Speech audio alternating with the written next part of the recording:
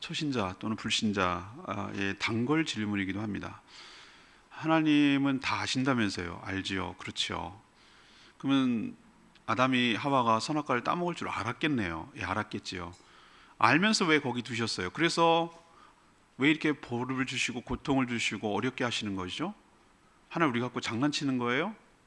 이렇게 질문하는, 굉장히 타당하고 논리적으로 접근하는 것 같으나 하나님의 깊은 뜻을 깨닫지 못하고 그저 피상적으로 자기 생각으로 자기 논리로 질문하고 논리를 통해서 그것이 얼마나 잘못되는지를 밝혀두려는 그런 시도죠.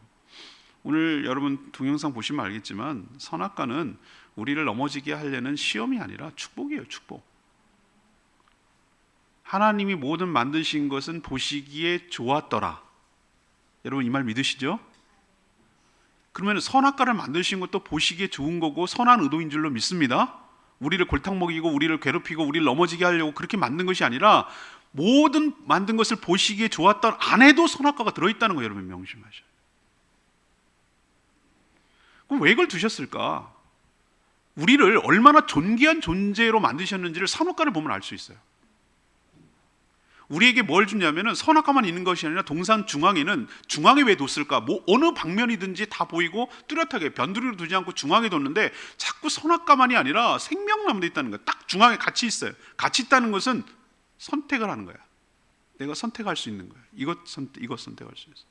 생명나무를 먹으면은 우린 자꾸 안 나오는데 요한계시록에 살펴보면 생명나무를 먹으면 생명이 영생되는 거고, 하나님 에덴 동산에서 쫓겨나는 이유는 타락한 가운데 영생하면 버리니까 그게.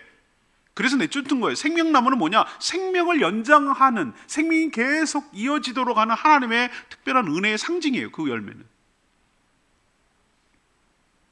근데 왜 선과 악을 하는 나무일까? 인간은 하나님만이 선과 악을 판단하고 알 수 있는 건데 인간은 악을 알 필요가 없어요. 악을 알지 않아도 알 필요가 없어요. 알지 않으면 오히려 행복하게 살 수 있는 존재예요. 하나님이 얼마나 큰 명령을 우리에게 주시는지 몰라요. 땅을 정복하고 다스리라. 이것은 사람에게만 준 거예요. 매니저먼트. 그 관련한 청지기의 사명과 임무를 주셨어요. 그리고 그 나머지에게 다 맡기셨어요. 사물을, 동물을 부르는 것이 곧, 아담이 부르는 것이 곧 이름이 됐어요. 그 얘기는 관리권을 준 거예요. 관리자와 오너 간에 서로 긴밀한 연관을 갖기 위해서 영적 존재를 주셨어요. 하나님과 소통할 수 있는 유일한 피조물이에요. 자율권을 줬다. 일일이 오너가 다 통제한다. 그러면 로봇이에요. 정교하게 만들 로봇, 프로그래밍된 로봇. 그래서 배신할 가능성이 제로예요. 그럼 프로그래밍된 데만 움직여요. 우리가 막 공상과학 영화에서 보면 로봇을 할 때 윤리 같은 경영이 들어간답니다. 만약에 전투 로봇을 만들었을 때 사람을 쏜다라는 걸 만들면은 굉장히 막강한 전투력이 생길 거예요. 근데 그건 윤리 개념이 들어가는 거예요. 만약에 그것이 스스로 판단하고 해서 사람을 죽일 수 있는 것이다. 그러면 정말 무서운, 가공할 만한 무기가 생기는 거기 때문에 로봇의 절대 원칙 중에 사람을 해하지 않는다라는 제일 먼저 원칙을 세우는 이유가 뭐냐? 그것은 그렇지 않도록 자유권을 뺏어놔야 안전하기 때문에 그런 거예요. 근데 하나님은 우리에게 자신을 배신하고 대적할 수 있는, 불순종할 수 있는 선택권까지 다 주셨어요. 이 말은 네가 스스로 판단해서 하나님을, 자기 주권, 자기 의지를 가지고 하나님을 섬기고 하나님을 명령을 따르라는 것이지, 로봇처럼 선택의 여지가 없어서 그냥 맹목적이고 무의식적으로 그냥 로봇처럼 그렇게 움직여 나가는 선택의 여지가 없는 그런 존재가 아니라는 걸 우리에게 가르쳐 주는 것이에요. 이 사람이, 우리 이렇게 생각합시다. 저 사람하고 저 사람이 진짜로 사랑하는지 안 사랑하는지 그 사랑의 진정성을 어떻게 알겠어요? 사랑하지 않을 수 있는 선택권이 있을 때 진짜 사랑하는 거예요. 그 둘이 동시에 다 있을 때. 그러나 사랑하지 않을 수 없는 그런 선택권이 전혀 없다면 이게 진짜 사랑인지 아닌지를 알 수가 없는 거예요. 자, 선악과를 먹지 마라 라고 하는 것을 하나님의 명령을 의식하고 하나님의 명령을 진짜로 그 순종할 때 이 사람이 하나님을 진짜 사랑하고 진짜 순종하는 것임을 알 수 있는 거예요. 하나님 우리를 얼마나 사랑하셨으면은 우리가 타락하고 예수 그리스도를 영접해야, 모셔드려야 우리가 거듭나고 하나님의 자녀가 되는 것이죠. 그렇게 구원이 중요하고 하나님의 자녀가 되는 것이라면 강제를 해도 될 텐데 그것마저도 우리의 선택을 존중하시는 하나님의 모습을 봅니다. 우리가 마음을 열어야 되는 것이. 우리가 마음 문을 열고 예수를 영접할 때 거듭남의 역사가 있을 줄 압니다. 하나님이 문을 부시고 들어와서 강제로 우리를 믿게 하는 것이 아니라 선택하는 거예요. 우리가 주님을 선택하고 모셔드리기를 선택하는 것이. 그만큼 우리를 존중하고 우리를 귀하게 여긴다는 거 여러분 명심하시기를 바랍니다. 우리를 걸려 넘어지게 하려는 의도가 아니라 우리를 그만큼 귀하게 여기고 하나님의 은혜 가운데 마음껏 자유를 누리게 하려는 하나님의 배려이자 축복인 줄로 믿습니다. 근데 왜 이 좋은 기회를, 이 좋은 축복을 스스로 발로 걷어찼을까? 왜 타락하고 범죄했을까? 또 타락하고 범죄하면 어떤 결과와 형벌이 초래되는가? 그런 가운데도 하나님은 어떻게 하시는가? 너무나 잘할 것만 같은, 여러 번 들어서 알 것만 같은, 그렇지만 또다시 확인을 하고 넘어가야 될 오늘의 주제는 인간의 타락 과정과 결과가 무엇인지를 보려는 것입니다. 먼저 타락의 과정입니다. 죄의 핵심이 뭔가? 하나님과 같이 되려는 것이 죄의 핵심입니다. 이게 죄의 핵심이라고. 우린 자꾸 열나고 코로나 증상 중에 열이 납니다, 입맛을 잃습니다, 냄새를 잃습니다. 이건 증상이에요. 증상. 열나고 냄새를 잃고 뭐 기침나고 이런 증상이 코로나만 있는 건 아니에요. 수없이 많은 여러 가지 이유 때문에 그래요. 그러나 그 원인을 추적하는 게 그런 현상을 일으키는 그 근원이 우리는 코로나라는 걸 검사를 통해서 알죠. 우린 자꾸 죄에 그러면은 도둑질하고 강간하고 강도질하고 남을 뭐 패고 행패를 부리고 무력을 사용하고 뭐 이런 것을 자꾸 하는, 그건 죄의 현상. 죄의 파급된 현상. 그 뿌리를 찾고 들어가면은 하나로 딱 귀결되는데, 오늘 5절에 있는 말씀, 뱀이 사단이 사람을 꼬셔서 결정타를 나뉜, 네가 눈이 밝아져서 하나님과 같이 되어 선악을 알 줄 하나님이 견제하는 거야. 그 말에 넘어갔어요. 그 얘기는 뭐냐? 그래, 무시해.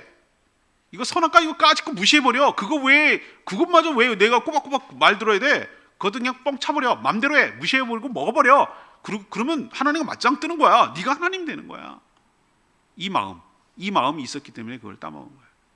그러면 죄의 근본은 뭔가, 뿌리가 뭔가, 가장 그 밑에 바탕에 있는 것은 뭔가, 피조물 주제에 만들어진 주제에, 흙으로 만들어진 주제에, 하나님의 생기를 넣어서 생명이 된 주제에 하나님과 맞짱 똑같이 되겠다, 더 나아가서 하나님을 능가하겠다, 하나님 필요 없다, 내 마음대로 알려서 살겠다, 하나님 없이도 잘 살 수 있다, 이 뜻이에요. 이게 하나님과 같이 되려는 것이 죄의 핵심의 핵심.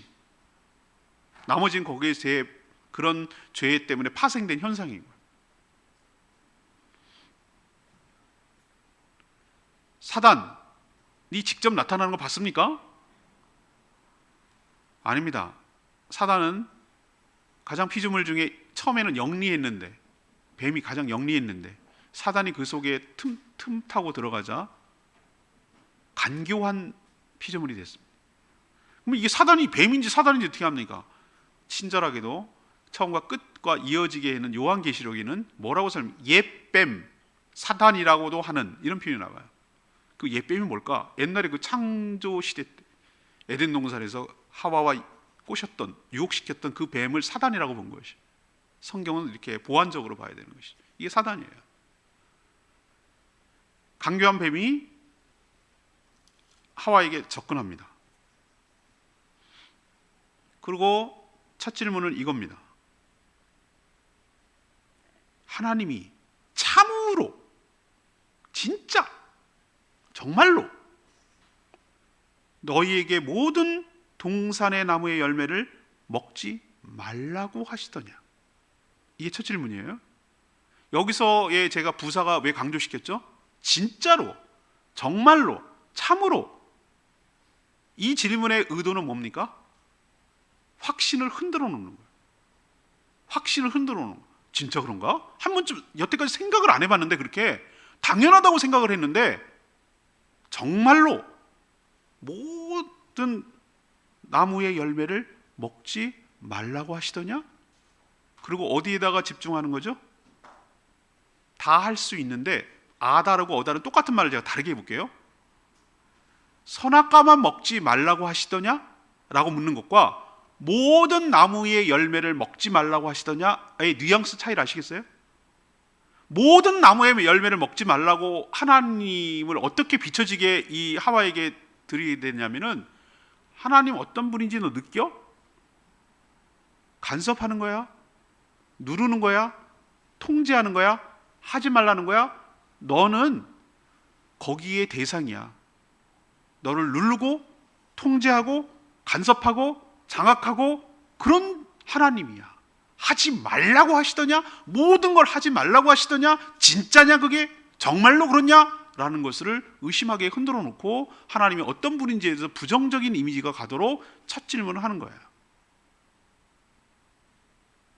그런데 여자가 빈틈을 보입니다. 일단은 대화를 섞지 말아야 되는데, 사단하고는 이 말을 섞어 하나님과 섞어야 되고, 이런 얘기들은 남편과 같이 의논해야 되는데 하나님과 물어봐야 되는데, 이거를 하나님 없을 때 빈틈을 보이기 시작해요. 하와가 여기에 대해서 뭐라고 얘기합니까? 2절에 뭐든지 먹을 수 있는데 동산나무의 열매를 우리가 먹을 수 있지만 동산 중앙에 있는 나무의 열매, 선악과는 생명의 나무는 먹을 수 있는데 그거는 집중하는 게 하나고, 그것을 지칭하는 것이죠. 그 선악을 알게 하는 나무의 열매를 하나님의 말씀에 너희는 먹지도 말고 만지지도 말라, 너희가 죽을까 하노라 라고 말하는 순간 사단에게 빈틈이 보였어요. 자, 두 가지 문제. 하나님이 언제 만지지도 말라고 했습니까? 그 앞에 질문에 걸려드는 거예요. 하나님이 얼마나 우리를 통제하고 간섭하고 우리는 못 살게 하고 하지 말라고 하는 그런 하나님으로 비춰지니까 언제 만지면 죽는다고 그랬어요. 없는 말을 지어서 거기다 보태는 거예요. 먹지 말라고 했지 만지지 말라고 그랬어요? 만진다고 죽는 거 아니에요. 먹지 말라고 했지. 이렇게 없는 말에다가 지어서 보태는 행위, 이게 바로 타락의 지름길이에요. 수많은 이단 사이비들이 나오는 이유, 말씀에 빼거나 더하거나 보태는 거예요. 과장하게 만드는 거예요. 하나님이 그런 존재로 만들어버리는 거예요. 만지지도 말라게 하는, 만지지도 못하게 하는 그런 하나님으로 바꾸게 만드는 거예요. 여기서 무너졌어요. 또 하나 결정적으로 무너지는 게 뭡니까? 죽을까 하노라. 죽을까 하노라 라는 얘기는 죽을 수도 있고 안 죽을 수도 있고, 사단의 앞에서 뭘 흔들어 놨죠? 정말로 진짜로 라고 흔들어 놨더니 여기 딱 걸려드는 거예요. 죽을까 하노라. 이 얘기는 확신이 없어. 죽을 수도 있고 혹시 안 죽을 수도 있고. 빈틈을 치고 들어오는 사단이 가만히 있을 리가 없어요. 뱀이 뭐라고 그랬습니까? 4절에 너희가 결코 죽지 아니하리라. 여러분 사기 한두 번쯤 당해보셨죠? 사기꾼들의 특징이 뭔지 아십니까? 굉장히 그럴듯하게 보인답니다. 일단은 증명서가 많고 못 믿을 것 같으니까 믿게 하려는 여러 가지 장치를 많이 합니다. 그리고 사기꾼들의 특징 중에 하나가 내가 경험한 바에 의하면 확신에 차 있어. 절대 안 죽어. 안 망한다니까. 이득이 분명합니다. 이건 분명히 수익 납니다. 여러분 한두 번 당해보셨죠? 그죠? 사단이 이렇게 접근하는 거예요. 단정적으로 얘기합니다. 의심하고 흔들어 놓고 그 반대의 이야기를, 분명히 거짓말을 확신 있게 말. 결코 안 죽는다니까. 안 죽는다니까. 이건 진짜 안 죽는 거, 죽는 건 죽어봐야 아는 거잖아요. 모르는 거잖아요. 그러니까 안 죽는다. 이렇게 단정적으로 얘기를 해요. 그리고 결정타를 빡 치는데 5절에 있는 말씀. 이거 왜 못 먹게 하는 줄 알아? 하나님의 위에 이거 금하신 줄 알아? 그 의도와 목적을 완전히 왜곡시키는 거예요. 하나님께서 그렇게 하는 것은 하나님 창조주를 잊어버리지 말고 그 경외하는 가운데 나머지 것들을 할 수 있다라는 그것을 얘기하는 것인데, 그게 아니라 야 이거 따먹으면은 눈이 밝아져. 그래서 선과 악을 다 알게 돼. 이 얘기는 하나님처럼 돼. 그래서 하나님 그거 견제하는 거야. 하나님 누르게 하는 거야. 못 먹는 게 하는 거야. 이 얘기는 하나님을 인간 피조물이나 서로 서로 싸움이나 하고 견제나는 그런 좁은 하나님으로 딱 만들어 놓는 거예요. 하나님 그거 그렇게 될까봐, 또 다른 하나님이 나올까봐 피조물을 갖다가 견제하고 있는 그런 존재로 사단이 확 바꿔버리는 거예요. 결정적 이간질이죠. 이거 따먹고 무시해버려. 그리고 네가 하나님 되는 거야. 이제 네가 짱 먹는 거야. 네가 에덴 동산에 왕 노릇하는 거야. 이거 먹든지 말든지 네 맘대로 해. 그럼 하나님 간섭 필요 없잖아. 이게 네 거야. 그리고 하나님 혼자 살아. 필요 없잖아. 이거거든요. 이게 하나님처럼 되려고 하라는 것이 바로 사단이 그렇게 해봤고, 그래서 타락에서 쫓겨난 것이고, 피조물에게 그 실험을 통해서 봐요. 내 말이 맞죠? 내가 잘못한 게 아니죠? 당신이 맞는 것도 이런 식이죠? 라는 것을 증명해내고 하나님을 대적하려고 사단이 우리를 이용한 거예요. 사단은 어디에 집중하게 만드는가? 분명히 동산 중앙에는 생명나무와 선악이 두 가지가 있다고 그랬는데, 생명나무에 집중하지 못하게 하고 어디에 집중하게 하죠? 선악을 알게 하는 나무에게만 유독 집중하게 하는 거예요. 하지 말라고 하는 거에만 딱 집중하게 하는 거예요. 여기 생명나무를 쳐다보게 하지 않아요. 이것이 주는 얼마나 큰 축복과 은혜와 영생과 이게 훨씬 더 비중이 있고 이게 중요한 것인데, 여기를 보지 못하게 하고 한 가지 하지 말라는 거, 그거 하나에 집중하도록 만드는 것이 사단이 유혹하는 전략입니다. 물고기를 칠까요? 물고기들이 먹을 것이 얼마나 많이 있는데 딱 미끼에 달린, 그 바늘에 달린 그 물고기, 그 미끼가 오늘 6절에 나온 대로 나무를 쳐다보니 먹음직도 하고 보암직도 하고 지혜롭게 할 만큼 탐스럽게 느껴지도록. 왜? 거기에 집중하도록 하니까.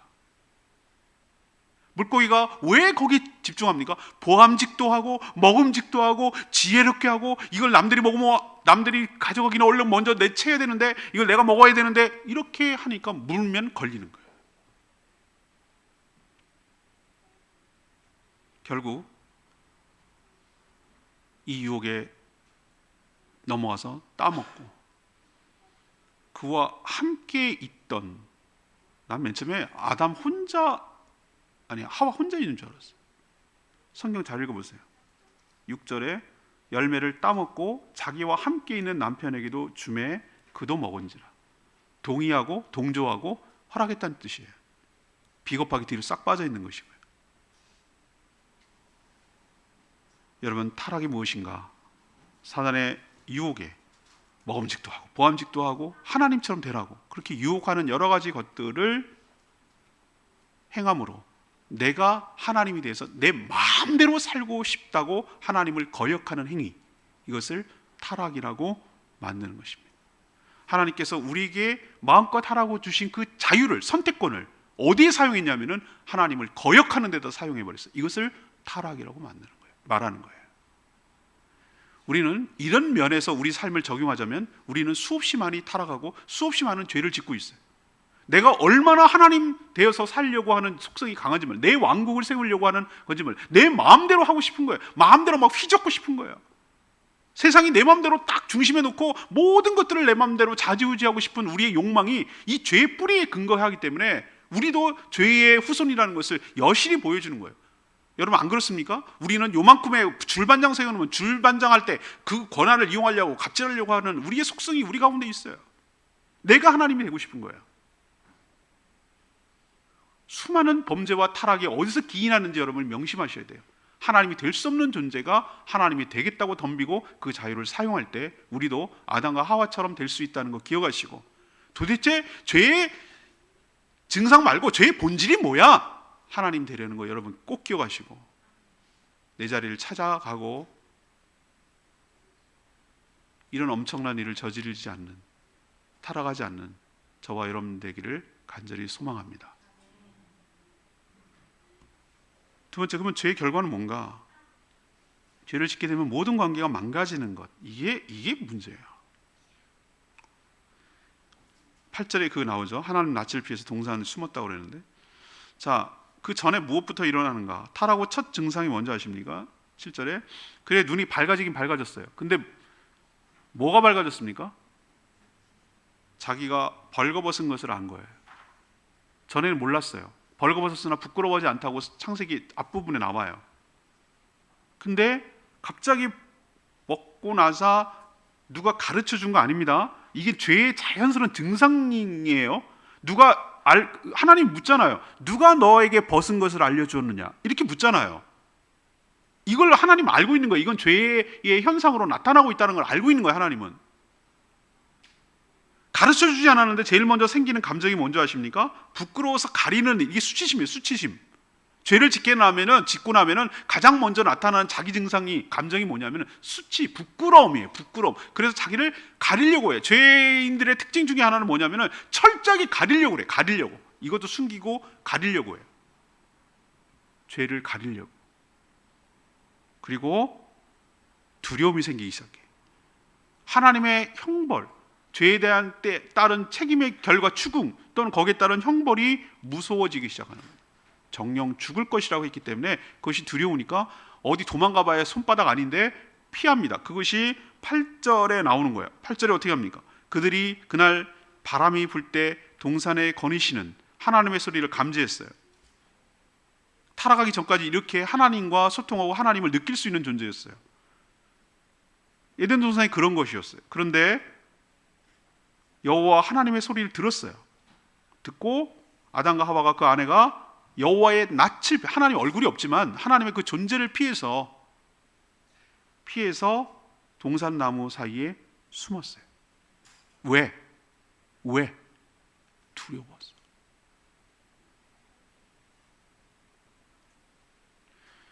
저는 감지할 수 있습니다. 이것을 충분히 알 수 있어요. 하나님과 더 멀어지고 부끄러움을 자꾸 감추려고 하고 뭔가 두려워서 자꾸 하나님과 멀어지고 교회와 멀어지고 성도들과 멀어지게 하는 것, 어떤 증상이냐? 캐고 들어가면은 뭔지 구체적으로 알 필요 없어요. 저는 알려고도 하지 않아도 알 수 있는 게 그 사람이 죄를 졌구나. 그 죄 문제가 해결되지 않았구나. 그러니 수치와 두려움 속에 점점 멀어지려고 하는구나 라는 것을 감지할 수 있어요. 예배 자리에 나오는 게 싫고 수치, 그 다음 두려움. 성도들과 교제하는 게 싫고 멀리하고 싶고 자꾸 피하고 자꾸 핑계대고 바깥으로 돌고. 수치, 두려움. 이것이 가르쳐주지 않아도 자연스럽게 나타나는 죄의 결과물이라는 거 여러분 기억하셔야 돼요. 하나님이 부르셨죠. 오늘 제가 이 말이 레마의 말씀처럼 들려졌어요. 지금 우리에게 하시는 말씀이에요. 여호와 하나님이 아담을 부르셨어요. 나 같으면 꼴보기 싫어서 부르지도 않겠는데 하나님이 부르셔요. 먼저 찾아오셔요. 숨고 피한 아담을 향해서 찾아오세요. 내가 어디에 있느냐? 이 질문은 우리가 들어야 될 질문인 줄로 압니다.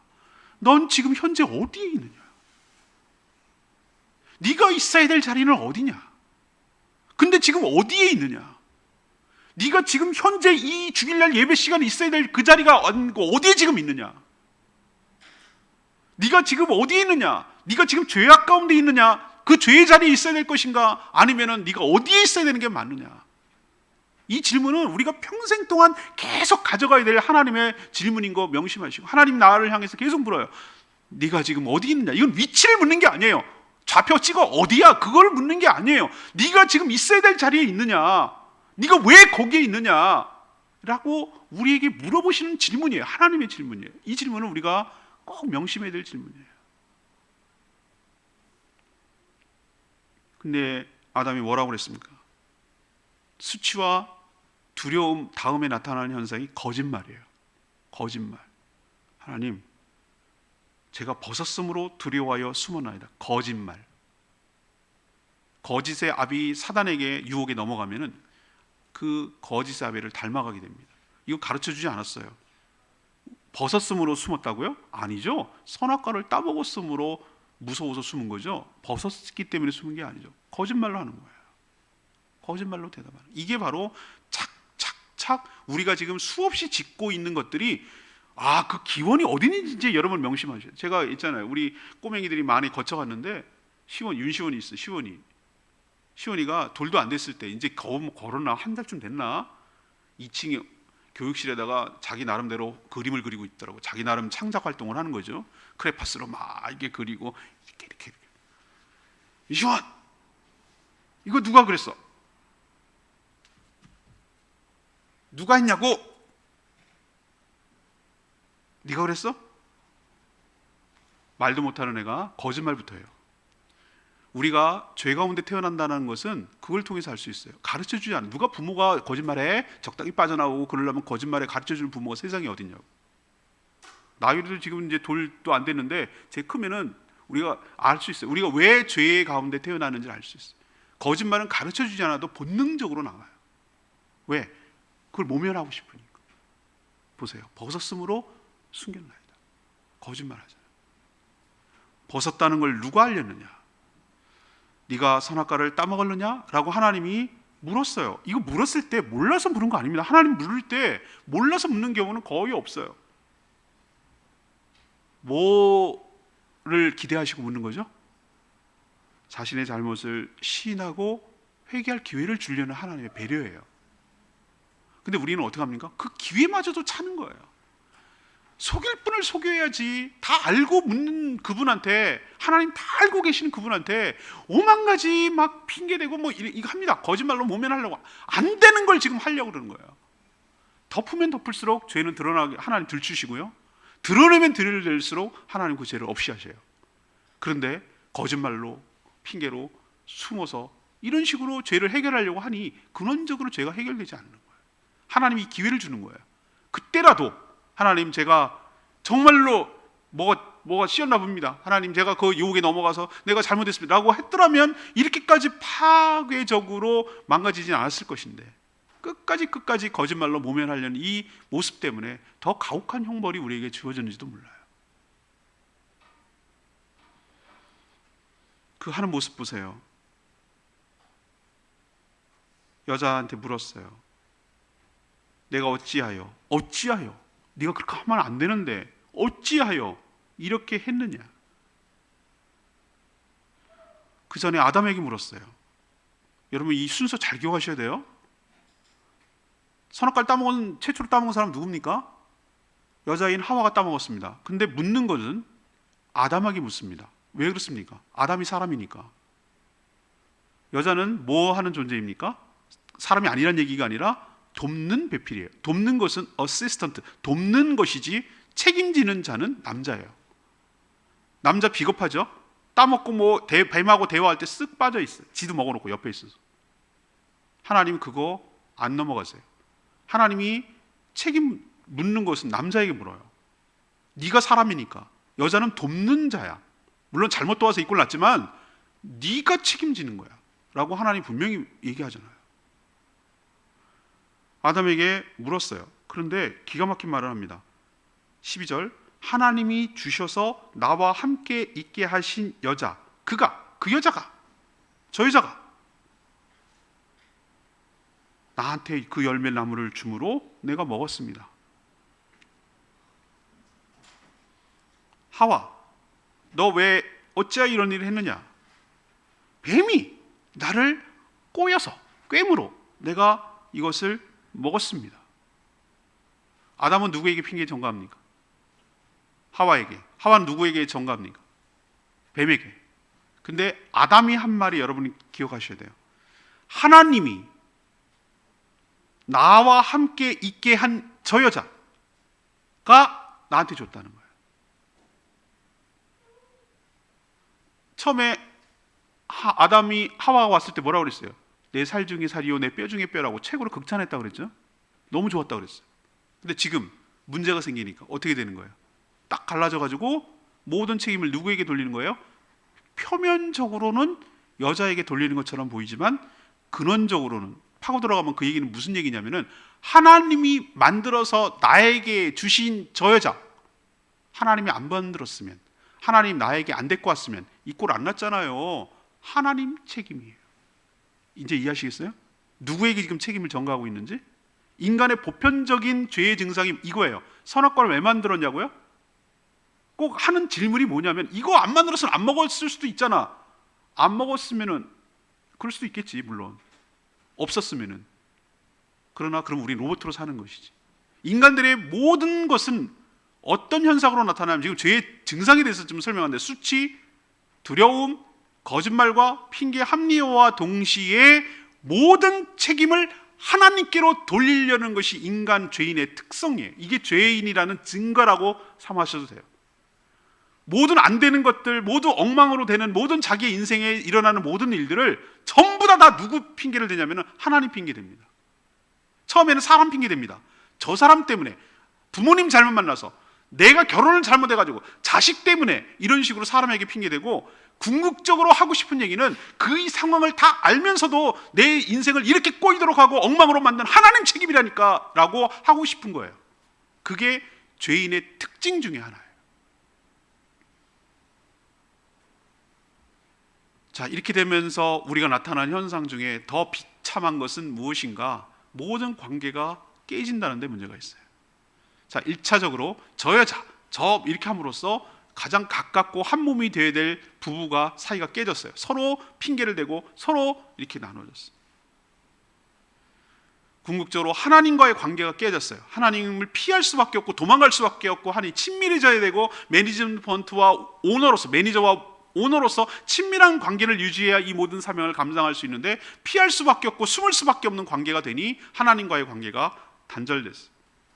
죄의 형벌로 따라온 가시와 엉겅퀴를 내므로 친화적이고 통제를 따르고 잘 다스리고 정복해야 될 대상이 공격하기 시작하고 반항하기 시작하고 순순히 말을 안 들어서 인간과 자연과의 관계가 깨지기 시작했어요. 모든 관계가 단절되고 서로 원수가 되는 것이 죄의 비극이에요. 그래서 죄를 짓지 말아야 되는 이유가 여기에 있는 것이, 모든 관계가 다 깨지고 소외되니까. 우리도 죄가 가져오는 파급, 그리고 죄의 증상들을 통해서 내가 지금 죄 가운데 있는지, 하다마 내가 어디 있느냐 묻을 때 이런 죄의 증상들을 잘 파악하시고, 수치심, 두려움, 거짓말, 핑계, 합리화, 책임 전가, 이런 모습이 나에게 나타난다라고 하면 내가 죄 가운데 있는 것이에요. 이거 명심하시고, 죄가 가져온 무서운 파괴력, 관계 파괴를 생각하시고 죄 가운데 있지 않도록 삶과 조심하며 살아가는 저희 모두가 되기를 원합니다. 마지막 세 번째, 죄는 형벌과 죽음이 따르지만 하나님은 구원하신다는 이 모습을 통해 우리가 소망을 가져요. 자유의지, 선택권에는 반드시 책임이 수반됩니다. 하나님 뭐라고 그랬습니까? 이걸 먹는 날에는, 이건 네가 선택하는 날에는 반드시 죽으리라. 그 결과가 오리라. 나는 창조주이기도 하고 나는 심판자이기도 해. 네가 명심해야 될 것이 있어. 너의 선을 넘지 마. 네 주제가 뭔지를 잊지 마. 너는 흙으로 재료를 만들고 생기를 부어서 만든 존귀한 존재이지만 내가 너를 창조한다는 거 잊지 마. 내가 허락한 선에서만 네가 자유를 누릴 수 있어. 선 넘지 마. 네가 죽었다 깨어나도 창조주는 될 수 없어. 내 명령 아래 네 자유를 누려라 라고 선언까지 주셨는데 넘었어요. 선을 넘었어. 분명히 하나님이 경고한 대로 이루어지죠. 죽는 거죠. 거기에 대한 형벌과 고통이 따르고 죽음이 오는 것이죠. 여러분, 자꾸 죽음은 서양 철학에서는 소멸로 보는데 소멸로 보지 않습니다. 성경은 뭐라고 보냐면은 죽음의 개념을 단절로 봅니다. 단절, 분리되는 것으로 보는 거예요. 영혼과 육체, 흙으로 만든 육체와 생기를 불어오는 영혼이 분리되는 현상, 흙을 흙으로 돌려버리는 현상, 분리되는 것이죠. 영육이 분리되는, 이걸 죽음이라고 하고, 하나님과의 관계로부터 끊어지는 것, 이것을 영적인 죽음이라고 말하는 거예요. 소멸되는 게 아니에요. 그 결과를 인간이 받게 생겼어요. 그 전까지, 흙으로 돌아가기 전까지 고통이 따라요. 삶이 행복하고 즐겁고 축복인 것이 순간적으로 저주가 되어버렸어요. 여자에게 먼저 형벌이 내려집니다. 너는 임신하는 고통 크게 더하고 수고해서 자식을 낳을 거라 그랬어요. 전에도 처음에 하나님 의도하신 것이 뭐죠? 분명히 출산 과정, 생육하고 번성해야 되니까 출산을 해야 되는 것이죠. 그렇지만 그렇게까지 하나님이 출산과 임신하고 출산하고 양육하고 이런 것이 그렇게까지 고통스럽지는 않았을 거예요. 그러나 이 타락한 이후에 여자에게 가해지는 그 무서운 고통이 바로 임신과 출산 그리고 양육하는 이 고통이 수반되게 만들어놨어요. 처음에는 이게 기쁘고 즐거운 일인데 우리에게 일부 남아있어요. 이것이 굉장히 기쁘고 즐겁고 보람이 있는 일이지만 굉장히 수고스럽고 어떨 때는 고통스러워요. 육아들 하는 분들 보면은 나 눈물, 어떨 때는 화장실 갈 시간이 없대요. 애들이 막 보채고 울어가지고 화장실 갈 때 화장실 갈 짬이 없을 정도로 육아하는 게 얼마나 힘들고 어려운지, 잠을 못 자고, 우리 애들 키울 때 보면 집사람이 잠이 부족해서 막 죽으려고 그러더라. 근데 더 무서운 고통 알아요? 너는 남편을 원하나 남편은 너를 다스릴 것이니라. 전 이게 더 무서운 고통이라고 생각해요. 여러분 그 얘기는 잘 안 하시죠? 이건 처음 들어보셨을 수도 있어요. 어떤 분은. 원한다는 게 뭘까? 원하는 게 뭘까요? 여러분 어떻게 저는 해석했냐면은 남편을 내가 소나기에 쥐고 흔들고 싶어. 내 마음대로. 선악과 먹어. 알았어. 먹을게. 계속 그걸 유지하고 싶은 거예요. 내 마음대로 다 주물럭주물럭 하고 싶은 거예요. 이 흔적이 남아서 내 통제 아래 두고 싶은 거예요. 남편을. 그래서 어디 합니까? 어플을 까가지고 추적할 수 있으면 다 추적해요. 추적할 수 있는 어플이 있으면 할 거예요. 모든 여자들은. 어디야? 그리고 어떻게 하냐? 전부 다 신용카드 쓰는 거를 띵동 그리고 나한테 넘어오게. 내가 다 알게 만들어. 어디서 뭐 먹었네? 누구 만났을까? 어디 있어? 왜 수시로 계속 전화할까? 어디야? 지금 어디야? 누구랑 얘기하고 있어? 뭐 하고 있어? 내가 다 알고 싶은 거예요. 무슨 얘기했어? 내 속에 생각까지 들어갈 수 있으면 다 들어가고 싶을 거예요. 생활 습관, 뭐 먹었는지, 왜 그렇게 합니까? 모든 걸 알려는 목적이 뭡니까? 내 소나기에서 놀아. 내가 하라는 대로 해. 너는 내 아바타야. 내가 원하는 대로 해. 라고 하고 싶은 거예요. 이게 알고 봤더니 벌이에요, 벌. 그렇게 안 해도 되는데 그렇게 하고 싶은 욕망을 참을 수가 없어. 제어할 수가 없어. 계속 막 그렇게 해. 하고 싶어. 원하게 만들어 놓은 게, 원하게 만든 게 벌이에요. 근데 아이러니하게도 거꾸로 남편이 너를 다스린대. 환장하겠네. 내가 다스리고 싶은데 남편의 다스림을 받는 거예요. 이게 벌이에요. 형벌 중에 나오는 말이에요. 남자 잘 들어라 이거죠. 네가 모든 책임을 지는 거야. 대표야. 땅이 저주를 받을 것이다. 저주받은 증거가 바로 엉겅퀴와 가시덤불 나는 거예요. 이 얘기는 뭐냐면은 일한 만큼 먹기가 힘들다는 거예요. 저항이 따르고 뭔가 어려움이 계속 생겨요. 일할 때 척척척척 내가 원하고 계획한 대로 일만 잘 되면 세상 살기 어렵지 않게요? 뭐가 사고가 생기고 꼬이고 엉망되고 뭐 배신당하고 뭐 속기도 하고 엉겅퀴가 그런 뜻이에요. 자풀이라는 게 꼭 무슨 뭐 자풀이만 아세요? 이것은 상징하는 말이에요. 사람이 먹고 살아간다. 남자들이 일을 하는 데 있어서 저항이 엄청 따른다는 거예요. 자존심 구겨야 되고 굽신굽신 거려야 되고 거짓말도 해야 되고 별하별 방법으로 저항이 다가온다는 거예요. 힘들게 살아야 돼. 근데 중단하고 싶어도 중단할 수가 없어. 나는 포함해서 내 딸린 가족들이 다 굶어 죽게 생겼어. 놀랍지 않으세요? 은퇴 얘기하지 않았어요. 이게 무서운 벌입니다. 네가 죽을 때까지 정신토록 땀을 흘린다는 얘기는 정말 쎄빠지게 일해야 된다는 거예요. 죽을 만큼 열심히 그렇게 해야만 겨우 먹고 살 수 있다는 거예요. 이거가 벌이에요, 벌. 노동이 원래 즐거운 거거든요. 이름을 붙이고 경작하고 다스리고 이렇게 하는 것이 원래는 축복이고 즐거운 거였어요. 그러나 노동이 이 타락으로 인해서, 범죄함으로 인해서 저주가 되고 고통이 되어버렸어요. 이 모든 것들이 죄 때문에 일어나는 결과였어요. 그리고 둘 다 공통점, 너는 흙으로 만들었으니 전부 다 흙으로 돌아가게 될 것이다. 당장은 아니더라도 고통 가운데 살다가 흙으로 돌아갈 것이다. 그리고 에덴 동산에서 추방하셨어요. 생명나무를 먹고 영원히 사는 것은 더 저주이기 때문에. 그렇지만 하나님께서는 이 가운데도 구원의 복선을 깔고 있다는 게 좀 놀라워요. 여자에게 형벌을 내린 다음에 최종적으로 뱀은 물어보지도 않아요. 네가 어찌하여 이렇게는 안 물어요. 그냥 다이렉트로 그냥 심판부터 내려요. 15절에 나오는 대로 여자와 원수가 되게 하고, 그래서 여자들이 뱀 보면 아주 징글징글해요. 아구 막. 근데 남자들은 막 징글징글하다기보다는 호기심도 생기고 어떨 땐 좋아해요. 뱀탕, 뱀사탕 해가지고 잡아먹기도 해요. 아주 좋아해요. 근데 여자들은 막 즐겁을 해요. 원수가 되게 한 거 맞아요. 그리고 여자의 후손 단수예요. 너가 원수가 되게 하겠다. 이게 세상에 예수 그리스도를 상징할 거라고 누구나 상상이나 했겠어요? 동정녀 마리아, 왜 남자의 후손이지 왜 여자의 후손이야?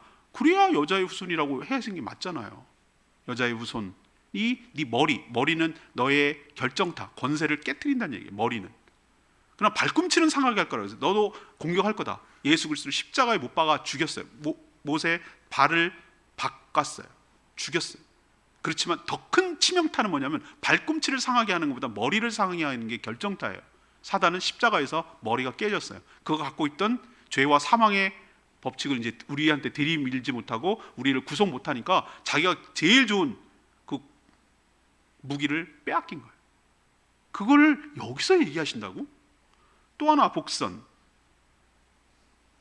21절에 보면 가죽옷을 해입했다고 그랬어요. 내쫓을 때 가죽옷을 해입히려면은 가죽옷을 왜 입혔을까? 1차적으로 아까 부끄러워서 무화과나무로 가렸는데 그건 임시로 말라버린단 말이죠.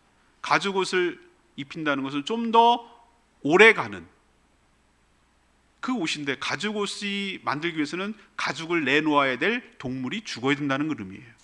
동물은 아무 죄가 없어요. 가죽이 필요하기 때문에 죽어야 되는 거예요. 이 얘기는 뭐냐? 앞으로 구약시대에 나오는 희생제사, 제물을 통해서 아무런 동물은 잘못 없어요. 이 죄인, 인간 때문에 대신 죽고 죄가 용서하고, 그런 것처럼 예수 그리스도께서 너 대신에 죽어서 너의 수치를 가려주게 될 것이야 라는 의미로 하나님은 벌써부터 이렇게 형벌을 가하고 있는 가운데도 하나님은 구원을 생각하고 있다는 거 여러분 기억하시기를 바랍니다. 성경에 분명히 얘기했습니다. 죄의 싹은 사망이라고 했어요. 사람은 죽으면 반드시 심판이 있다고 그랬어요. 왜 당장 안 죽었냐? 왜 당장 안 죽습니까? 꽃꽂이 보세요. 꽃꽂이를 딱 단절됐어요. 가위로. 살았습니까? 죽었습니까? 말하기가 어려워요. 당장은 살아있는 것처럼 보여요. 예쁘기까지 해요. 그러나 그것은 죽었어요. 서서히 공급되는 게 없으니 죽어가는 거예요. 하나님과의 관계도 이런 거예요. 단절되면 당장은 죽지 않아요. 그러나 사실은 서서히 죽음을 향해서 나아가는 거예요. 그런 걸 예수 그리스도를 통해서 잃어버렸던 다시 생명을 잊게 해서, 화목하게 해서 하나님으로부터 영 끊어진 것을 연결시켜서 하나님의 은혜와 구원이, 하나님의 은혜가 다시 흘러오도록 하는 것이 구원인 줄로 믿습니다. 잃어버렸던 에덴을 요한계시록 가면 다시 찾아요. 생명수가 흐르고 똑같아요. 에덴 동산을 재현한 것 같아요. 딱 보세요. 요한계시록 가면 그때 생명나무 열매를 먹는다고 그랬어요. 그 에덴을 소망하며 구원의 완성을 향해서 살아가는 저희들 되기를 원합니다. 오늘 9절 말씀이 제가 머리 계속 남는 대사예요. 내가 어디 있느냐.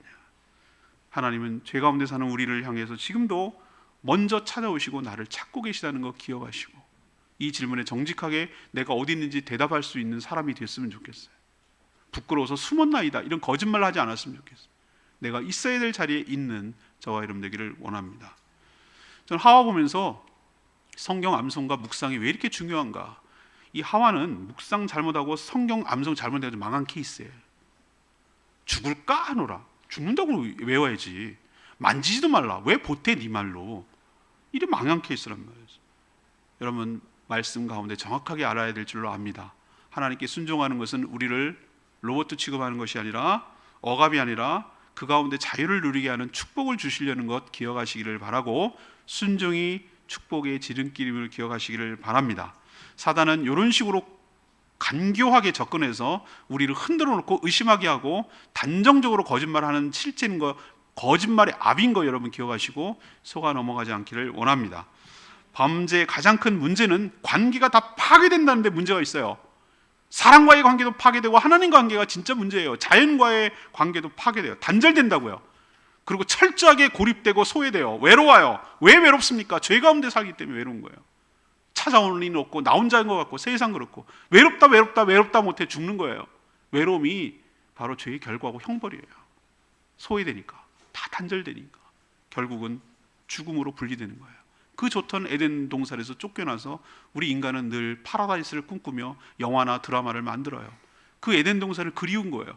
모든 것이 저항이 없는, 행복하게 살 수 있는, 그래서 없는 것들, 갈 수 없는 것들을 만들어 놓고 하는 거예요. 근데 하나님이 천국을 준비하고 있다는 걸 왜 깨닫지 못할까요? 그러면서 이 땅에서 어디서 천국을 찾느라고, 파라다이스를 찾느라고 불로초도 찾고 뭐도 찾고, 뭐 태평양 어느 섬 가운데 그런 데가 있을까, 이렇게 찾고 있는 어리석음을 깨뜨려 버리시고, 하나님이 예수 그리스도를 통해서 천국을 예비하고 있음을 기억하고 에덴을 회복하는 저희들 되기를 원합니다. 죄가 바로 인간 모든 고통의 근원이에요. 하나님이 여기서 형벌 내리는 거 봤잖아요. 그럼에도 하나님께서 이 창조한 것을 온전히 회복하기 위해서 구원의 역사를 계속해서 일하고 계시고 쉬지 않고 계시고 예수 그리스도를 통해서 그것을 증거하고 그것을 확증시킨 것, 그리고 실현시킨 것을 깨달으시고 진노 중에 긍휼을 잊지 않고 구원을 베푸시는 그 하나님의 은총에 감사하며 살아가는 저희 모두가 되기를 원합니다. 오늘 말씀 붙들고 기도하기 전에 320장 찬양지 부르고 기도